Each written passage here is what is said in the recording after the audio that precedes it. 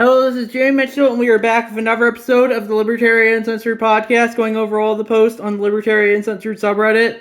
Let's get right into it. So first we have space policies about to get pretty wild, y'all, from arstechnica.com by John13.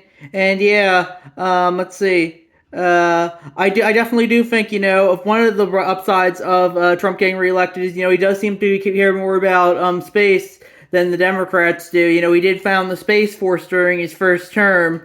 And I definitely do hope that with Elon in his administration, we'll hopefully be able to get to, Mars during his term. But I guess we'll have to wait and see what happens. And that's my thoughts on that issue. And then we have Trump and the GOP represent boomer welfare from Affectionate Total 47. And they said, let's just get this out in the open. The only reason Trump keeps getting reelected is because he keeps promising boomers that he won't touch Social Security and Medicare. He's even promised to give boomer recipients tax cuts, which means both welfare programs are going to reach a deficit due to the low birth rate because of the popular projected shortfall in the 2030s. Guess this will bear the cost of all this, millennials and younger generations. I don't want to hear about avocado toast and Starbucks one. I'm expected to save more than the boomers for retirement, too. I can expect a 25% decrease from both Social Security and Medicare when I reach retirement age, and that decrease is without considering the tax cuts that my generation is expected to make up for. Trump and the GOP are just using younger generations as ATMs. They expect younger generations to pay for their retirement when it was they who had plenty of opportunities to save on their own, especially since they inherited the largest economic boom in world history. And I would agree with that. I personally think Social Security is just kind of a government-run Ponzi scheme, and we should have gotten away with it, or at least let people opt out of it if they wanted to as soon as possible, but sadly, I don't think it's going away anytime soon. And ultimately, I think that's the Republicans always say, oh, we might cut Social Security or we might cut Medicare, but I don't think they'll ever go through with it. That's why they pretty much let Donald Trump run the party these days, even though he was a Democrat back in the 2000s and pretty much shares some of the same positions that he did back then. And that's why I personally don't think they'll ever go after Social Security and Medicare, even if I think they both go against the free market. And I think that they're both are products of the New Deal era of big government that I think sadly is only just going to keep growing, even if we do have a Republican in the White House. And that's my thought on that issue. Then we have Mexico economy chief suggests possible tariff retaliation against U.S. from finance.yahoo.com by Ninja Lover. And I personally don't care for tariffs. That's probably one of my least favorite things about Trump is his love of tariffs. I personally think for protectionism is well-intentioned, but, I definitely do think it goes against the free market, and it does make things more expensive, as, it's just another form of taxation, even if it may be well-intentioned. And that's my thoughts on that issue. Then we have Trump demands Senate to allow him to circumvent hearings to appoint cabinet from TheGuardian.com by Donald Key. And I personally don't really care for that, but ultimately I think the cabinet's in the executive branch, so if he wants to justify appointing who he wants to appoint and not tell the Senate and not have the Congress approve it, ultimately, that's on him. And I personally think, you should have more checks and balances, but, if people want to justify, if they justify, I don't think it really matters too much. Then we have Go to Hell, Project 2025 Chief Kicks Guardian reporter out of book event from TheGuardian.com by Swamp Yankee Dan.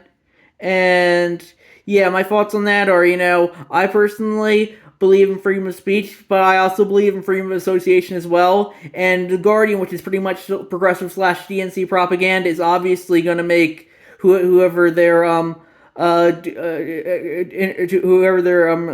researching look bad. And so I personally think I wouldn't have kicked him out if I was this guy, but he should have the freedom of association to take him out if he feels like it. And that's my thoughts on that issue. Then we have Trump appoints Elon Musk and Vivek Ramaswamy to lead new Department of Government Efficiency from Ground News by Dr. Who 07.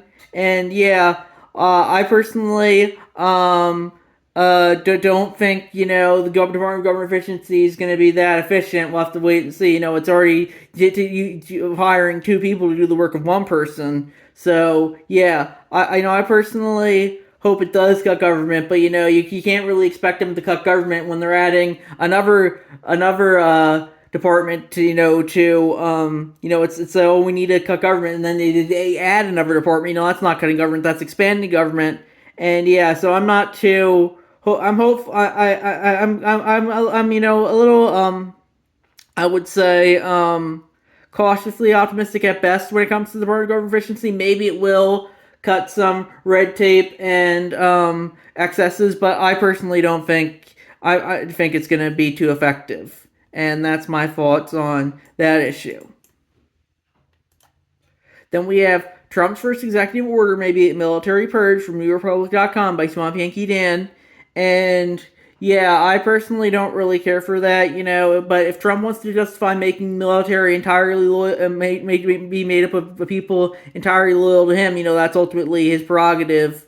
I personally don't really care for Trump and a lot of his appointments, but if he wants to appoint whoever he feels like, he should be able to do so. But with that being said, I think he's just gonna be like a lot of John Bolton type appointments. It'll be like the neocons secretly running the country, even though Trump markets himself as change.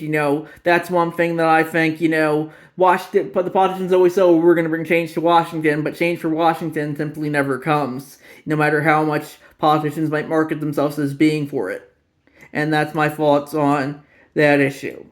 Then we have Trump's knock on the door from the Atlantic. That's from Donald Key. And yeah, that's the former president states are formally plans to support millions of migrants. And yeah, I personally don't think Trump's going to deport deport too many migrants. I think the government is definitely not efficient enough currently to do that, even if it wanted to.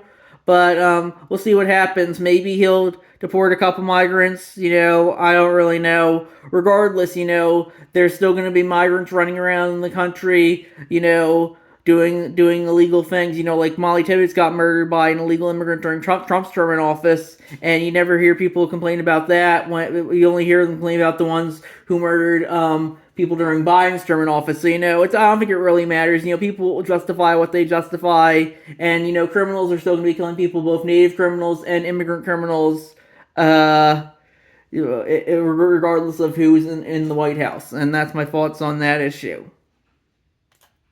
Then we have, what effect would 60% tariffs on Chinese goods actually have from Dina B, free? And she said, I sell on eBay most things I make myself, like bags, purses, coasters, original art, etc., and some stuff I flip. Sales have not been good since this year, and I am convinced that it has something to do with companies like Temu, Shein, and AliExpress. They're Chinese-owned and sell things extremely cheap, under cost, with free shipping, and it's hard to compete, even though my stuff is original and unique. So I started thinking, what if tariffs were in place and everyone that does for these stores cost 60% more? That would help my sales for sure.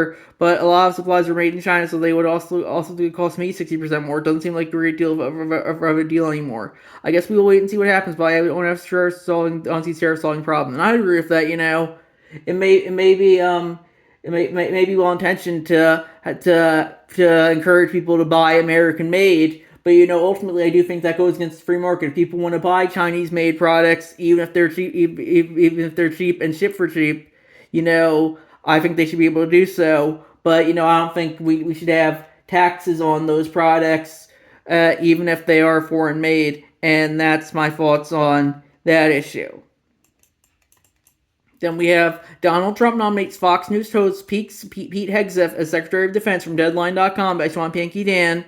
And, yeah, I personally don't really care for this appointment. I think it's probably one of Trump's more middle-of-the-road appointments. He does have some, I think, neocon tendencies, but regardless, I definitely do think, it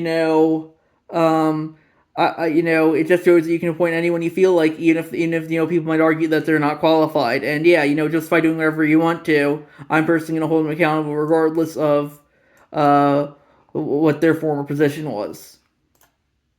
Then we have Trump taps Matt Gaetz as Attorney General from Donald Key, and that's crossed from the centrist subreddit. And yeah, that's probably one of Trump's better appointments, I would say. I don't agree with him on everything, but he definitely seems to be one of the more dissident right Republicans rather than neocon Republicans. And I definitely hope he can, maybe shrink the authority of the Department of Justice if he is in charge of it. And yeah. And I do think he has some character issues, but I definitely do think this is one of Trump's better non-neocon appointments. Or at least that's how he markets himself. I guess we'll have to wait and see what he actually does. Then we have Buckle Up Buttercups. Tulsi got DNI all aboard the Shits to Show roller coaster in parentheses from CH Warlocks. That's crosswords from the top lines of Reddit subreddit, and that's a post from Trump's campaign statement from President Donald J. Trump. I'm pleased to announce that former Congresswoman Lieutenant Colonel Tulsi Gabbard will serve as the Director of National Intelligence. For over 2 decades, Tulsi has fought for our country and the freedoms of all Americans. As a former candidate for the Democratic presidential nomination, as she has broad support in both parties, she is now a proud Republican. I know Tulsi will bring the fearless split that it has defined her illustrious career to our intelligence community, championing our constitutional rights and securing peace through strength. That Tulsi will make us all proud. And yeah, I definitely think this is probably one of Trump's better appointments as well, like Matt Gaetz. Tulsi, it was a few years ago, was a Democrat, and a lot of Democrats liked her, but now since she flipped sides, they suddenly hate her and call her a Russian asset. They even called her a Russian asset back when she was a Democrat, so that just goes to show you how, if you descend all, you're going to be labeled a Russian asset, even if you are a member of the correct party. And yeah, so I personally think Tulsi will be a good director of national intelligence. Hopefully Trump doesn't clean house like he did a lot during his first term. And yeah, hopefully we don't see any neocon tendencies come out of Tulsi or Matt Gaetz for that matter. Regardless, I think Tulsi and Matt Gaetz are just kind of distractions as he fills like other positions with neocons. Like he's going to put Marco Rubio as Secretary of State, and he's a pretty big neocon. But I guess we'll have to wait and see if what the long term lineup looks like, I would say. And that's my thoughts on that issue. Then we have Suzanne Collins shocked at Trump's nomination of Matt Gaetz as Attorney General from PressHerald.com by Donald Key. And yeah, Susan Collins always markets herself as a moderate Republican, so I guess she wouldn't like Matt Gaetz because he's seen as more of an extremist Republican. But I personally think, the moderates, they're more they more support the status quo and the old way things are doing, and that's what Trump's marketing himself as being against. I personally think, as I said earlier, Washington never really changes regardless of who's in a position of power, so I don't think it really matters too much what she thinks. And yeah, I think hopefully Trump will bring change, but I'm not too optimistic about that because he already had 4 years to do so, and nothing really changed too much, despite how a lot of people hyped up everything he did as this great change.